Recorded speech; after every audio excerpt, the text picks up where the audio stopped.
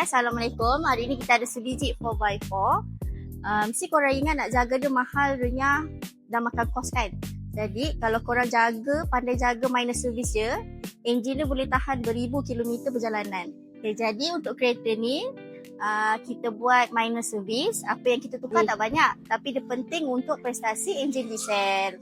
First, untuk kereta ni kita tukar minyak hitam dia. Kita guna grade yang baik, semi sintetik 1040. Minyak ni sesuai untuk cuaca panas dan perlindungan enjin diesel korang.